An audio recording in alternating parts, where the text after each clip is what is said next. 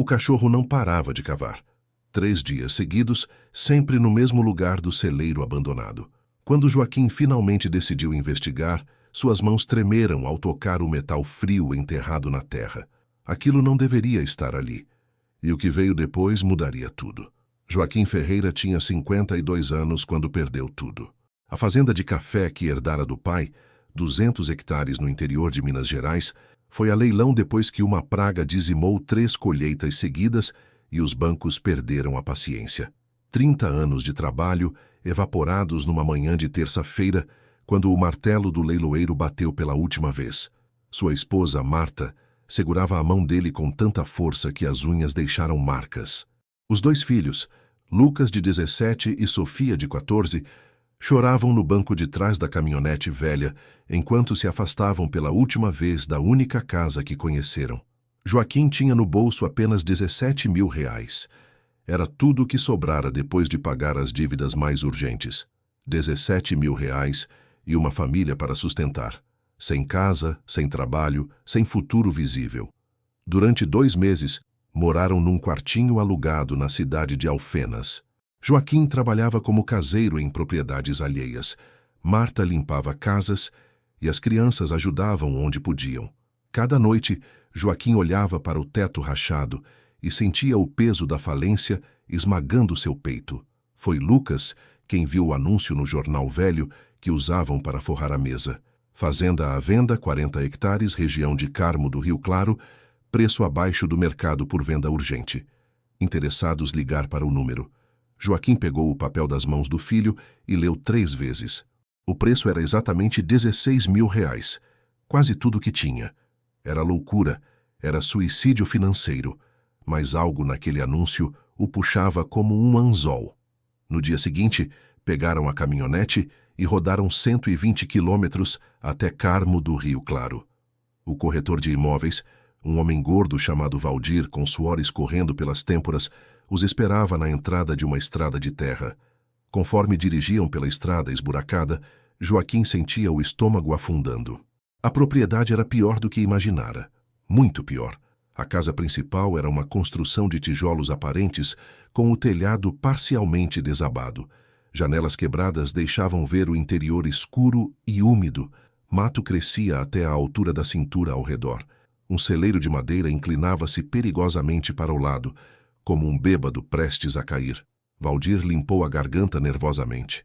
A propriedade precisa de alguns reparos, ele disse com eufemismo grotesco. Mas a terra é boa. Tem água de poço, energia elétrica já instalada. E os documentos estão todos em ordem. Joaquim caminhou pela propriedade em silêncio. Marta o seguia alguns passos atrás, o rosto uma máscara de preocupação. As crianças exploravam as ruínas com aquela curiosidade mórbida que os jovens têm por lugares abandonados. Por que está tão barato? Joaquim perguntou finalmente. Qual é o problema real? Valdir hesitou, depois suspirou. O último dono desapareceu. Faz 4 anos. Senhor Augusto Medeiros, viúvo sem filhos. Um dia simplesmente sumiu. A polícia investigou, não encontrou nada. Eventualmente declararam morte presumida e os herdeiros distantes colocaram a propriedade à venda. As pessoas da região dizem que o lugar é amaldiçoado, que tem coisa enterrada aqui. Bobagem, claro, mas afasta compradores. Joaquim olhou para a casa destruída, para o celeiro torto, para os campos cobertos de mato. Via o que outros não viam. Via terra boa sob a vegetação invasora. Via estruturas que, embora danificadas, ainda tinham fundação sólida. Via uma última chance. Fecharam o negócio uma semana depois. 16 mil reais, sobrando apenas 1.000 para começar os reparos e comprar o mínimo de mantimentos. Era insanidade.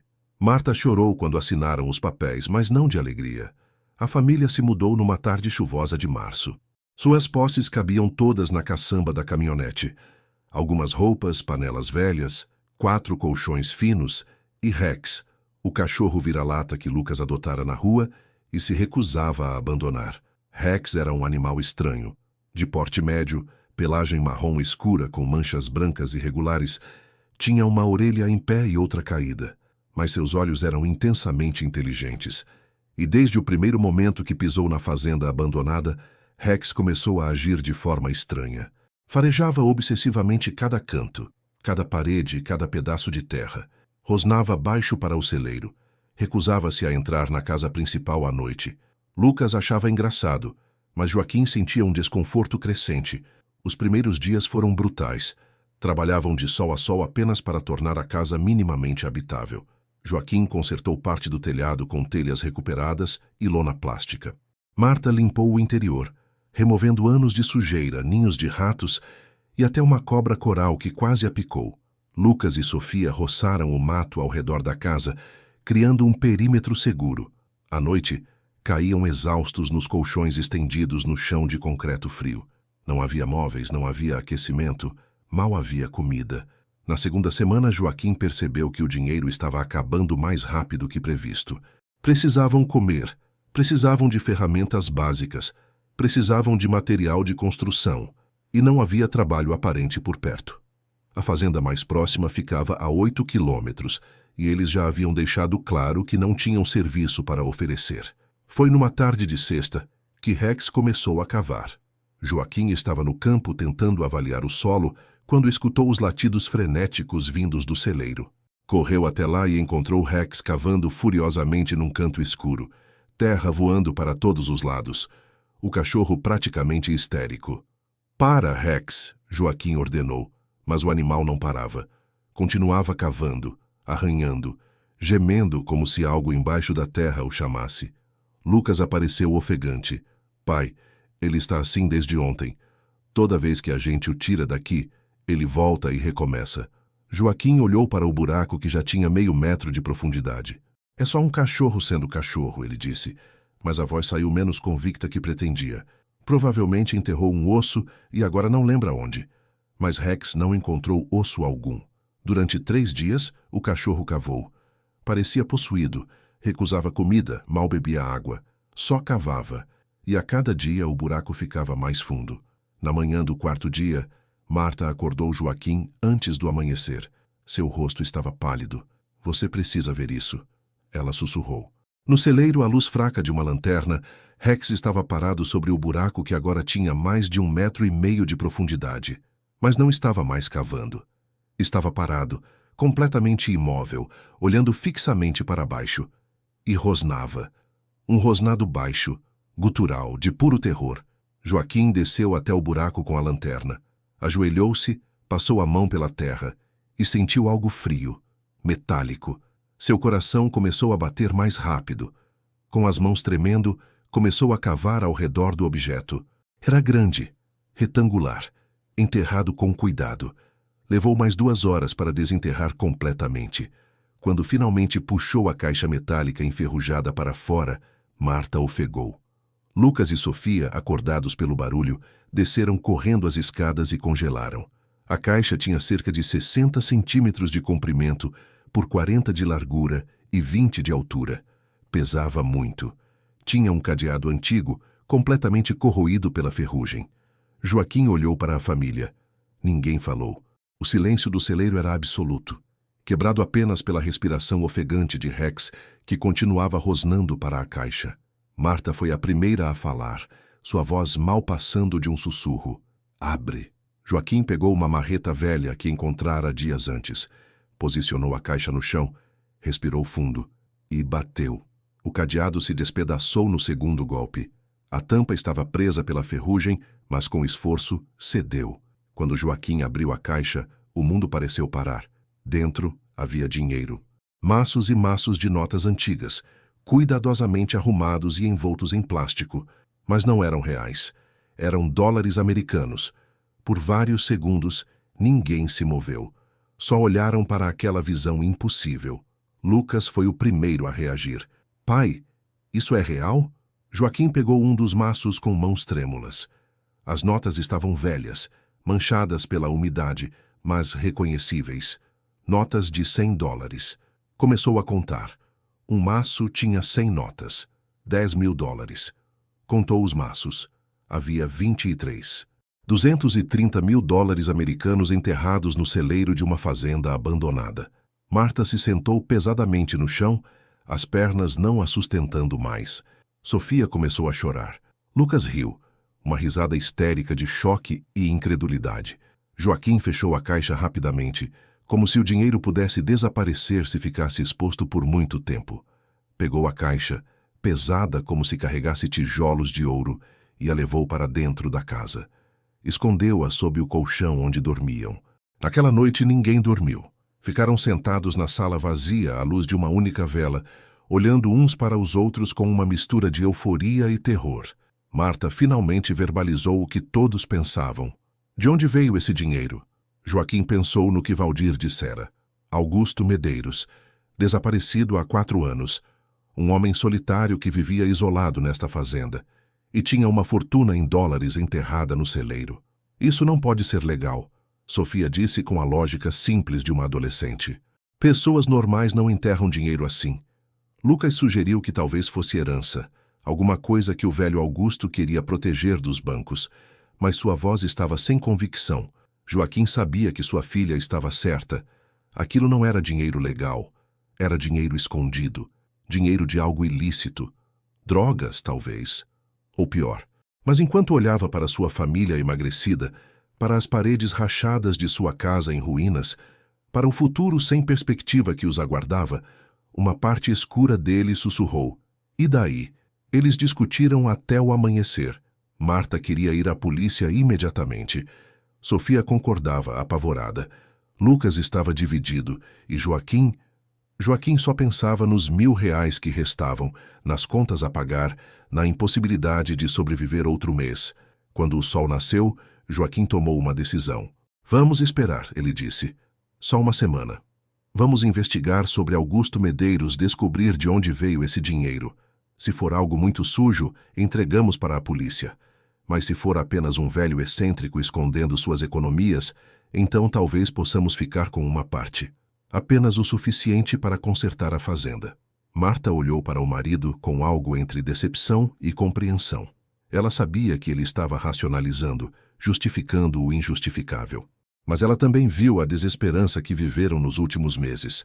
Viu os filhos passando fome e não encontrou forças para discutir. Uma semana, ela concordou finalmente. Mas se descobrirmos algo muito errado, entregamos tudo. Durante os dias seguintes, Joaquim foi discretamente até a cidade e começou a fazer perguntas sobre Augusto Medeiros. Foi cuidadoso, fingindo apenas curiosidade de novo proprietário sobre o antigo dono. O que descobriu o deixou ainda mais confuso. Augusto Medeiros tinha sido médico. Trabalhara durante 40 anos num hospital em Belo Horizonte. Aposentou-se, enviuvou e comprou aquela fazenda para viver seus últimos anos em paz. Era conhecido como homem quieto, educado, que pagava suas contas em dia. Nada nele sugeria criminalidade. Então, de onde vieram $230.000? Foi no 5º dia que as coisas começaram a ficar realmente estranhas. Joaquim estava no campo quando uma caminhonete preta parou na entrada da propriedade. 2 homens desceram. Ternos escuros, óculos de sol, postura que gritava perigo. "Boa tarde", disse o mais alto. Um homem de talvez 40 anos com cicatriz no queixo. "Estamos procurando o proprietário desta fazenda." Joaquim secou o suor da testa, tentando parecer calmo. "Sou eu. Posso ajudar?" Os homens trocaram um olhar. O mais baixo, gordo com bigode fino, perguntou. "O senhor comprou esta propriedade recentemente?" "Comprei. Faz 2 semanas. E encontrou algo em comum por aqui?" O homem alto perguntou com voz casual demais. O coração de Joaquim disparou, mas manteve a expressão neutra. "Incomum como?" "Documentos antigos, talvez. Caixas guardadas. Coisas que o antigo proprietário possa ter deixado." Joaquim fingiu pensar. "Não, nada além de entulho. Por que a pergunta?" O homem alto sorriu, mas não alcançou seus olhos. Apenas fechando questões pendentes da herança de Augusto Medeiros. Se encontrar algo, seria gentileza nos contatar. Entregou um cartão. O nome dizia apenas Roberto Silva, com um número de telefone. Os homens voltaram para a caminhonete, mas antes de entrar, o gordo olhou diretamente para Joaquim e disse: "Bela propriedade. Seria uma pena se algo acontecesse com ela, ou com sua família." Não foi uma pergunta, foi uma ameaça. A caminhonete se afastou, deixando uma nuvem de poeira. Joaquim ficou parado, o cartão em mãos tremendo, suor frio escorrendo pelas costas apesar do calor. Quando voltou para casa, contou tudo a Marta. O rosto dela ficou branco como papel. Eles sabem, ela disse, ou suspeitam, e vieram buscar. Sofia começou a chorar. Lucas sugeriu enterrar a caixa novamente, mais fundo em outro lugar. Mas Joaquim sabia que isso não resolveria nada. Naquela noite, Rex voltou a agir estranhamente. Latia para o celeiro. Rosnava. Arranhava o chão. Como se houvesse algo mais ali. Joaquim pegou a lanterna e uma pá. Contra todo o bom senso, voltou ao celeiro sozinho. Desceu até o buraco original. E começou a cavar mais fundo. 1 metro abaixo de onde encontrara a caixa de dinheiro, sua pá bateu em algo duro novamente. Algo que fez um som oco. Seu sangue gelou. Com mãos trêmulas, cavou ao redor. Não era metal desta vez. Era madeira. Apodrecida, mas reconhecível. Era um caixão. Joaquim pulou para fora do buraco como se estivesse em chamas. Correu para casa. Acordou a família. Chamou a polícia. 2 horas depois, a fazenda estava cheia de viaturas. Peritos criminais iluminavam o celeiro com holofotes poderosos. O delegado Cardoso, homem sério de uns 60 anos, interrogava Joaquim enquanto sua equipe exumava cuidadosamente o que quer que estivesse enterrado. Quando finalmente removeram a tampa do caixão improvisado, encontraram não um, mas 2 corpos em decomposição avançada. O silêncio que se seguiu foi quebrado apenas pelo som de alguém vomitando no canto.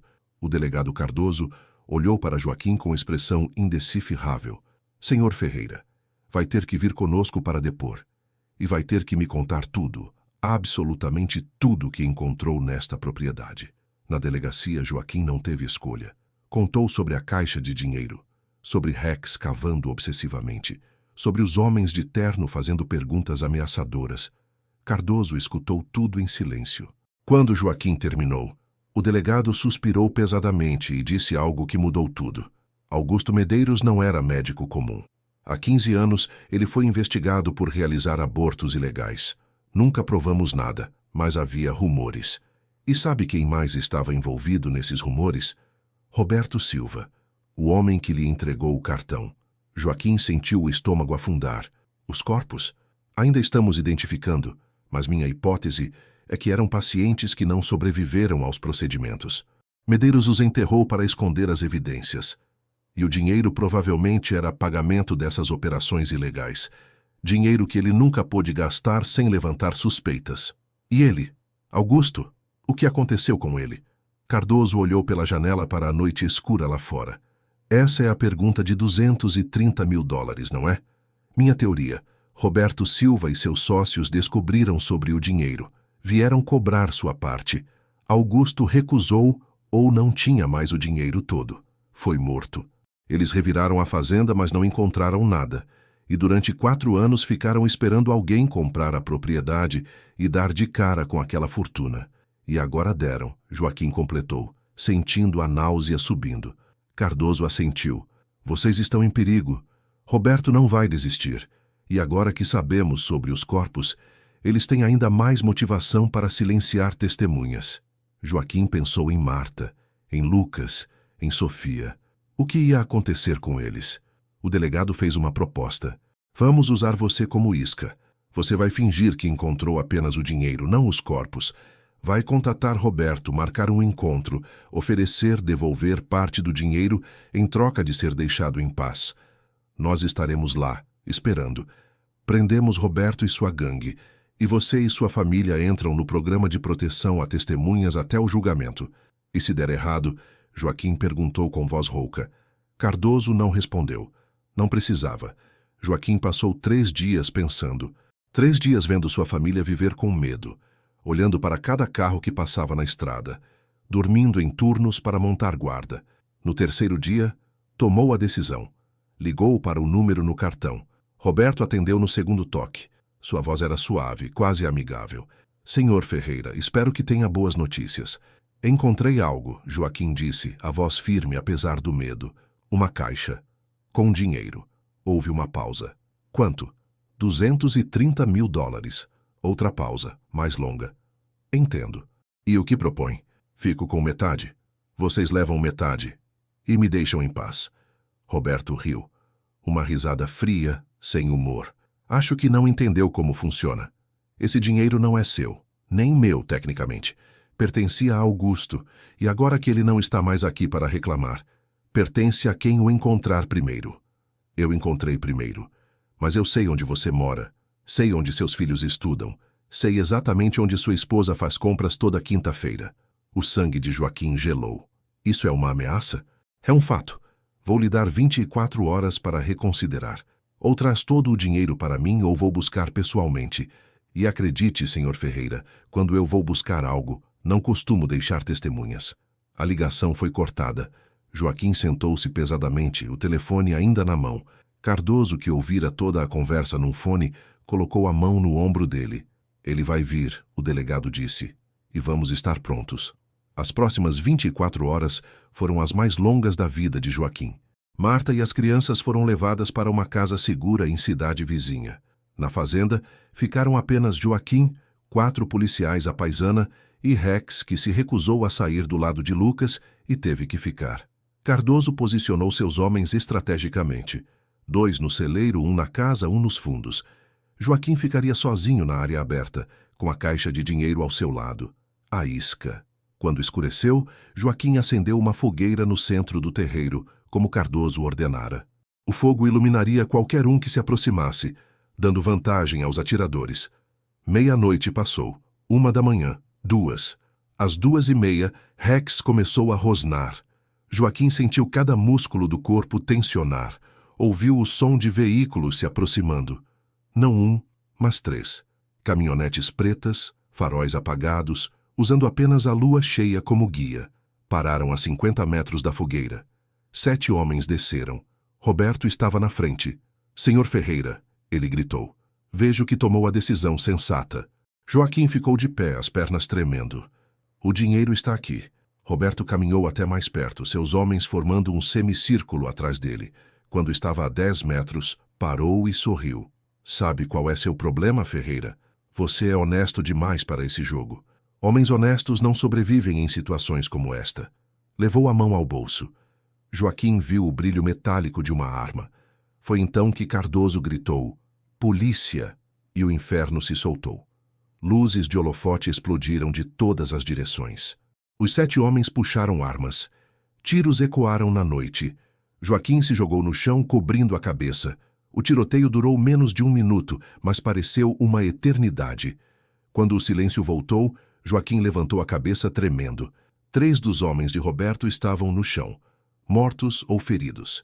Os outros 4, incluindo Roberto, estavam de mãos na cabeça, cercados por policiais gritando ordens. Joaquim viu Cardoso caminhando até Roberto, algemas na mão. Roberto Silva, você está preso por extorsão, ameaça e envolvimento em homicídios múltiplos. Roberto cuspiu sangue. Tinha levado um tiro no ombro. Vocês não provam nada, ele disse. Cardoso sorriu friamente. Não precisamos. Você acabou de confessar tudo em câmera. Apontou para microfones escondidos nas árvores ao redor. Cada palavra gravada. A expressão de Roberto desmoronou. 2 semanas depois, Joaquim estava sentado no escritório do delegado Cardoso. O resultado das perícias forenses havia chegado. Os 2 corpos eram mulheres, ambas entre 25 e 30 anos. Ambas morreram de hemorragia após abortos mal executados.